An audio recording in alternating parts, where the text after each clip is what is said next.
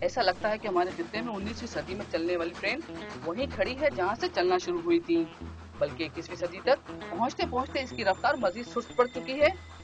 انجنوں کی کمی، ڈیزل کی قلت اور موسمیاتی تبدیلیاں بہانا چاہے کوئی بھی ہو، پاکستان ریلوے نے مسافروں کے لیے گھنٹوں کی تاخیر جیسے مقدر کر لی ہے۔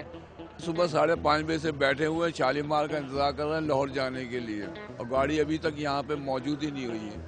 تو کبھی کبھی وہاں لکھا ہوا آ رہا ہے کہ جی ابھی انجن خراب ہے، یہ خرابی ہے، وہ خرابی۔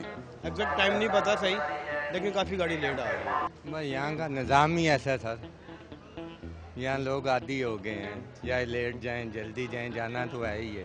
ایسا نہیں ہے کہ ریلوے انتظامیہ کو شہریوں کا خیال ہی نہیں، انہوں نے عید الفطر کے پرمسرت موقع پر خصوصی ٹرینیں چلانے کا اعلان کیا ہے، اور کراچی سے 2 کے بجائے 3 ٹرینیں چلیں گی، لیکن تاخیر کے عادی مسافر یقین کرنے کے لیے تیار ہی نہیں، کہتے ہیں کہ ان کے لیے عید الفطر کا پرمسرت موقع اسپیشل ٹرین ہی نہ گزر جائے۔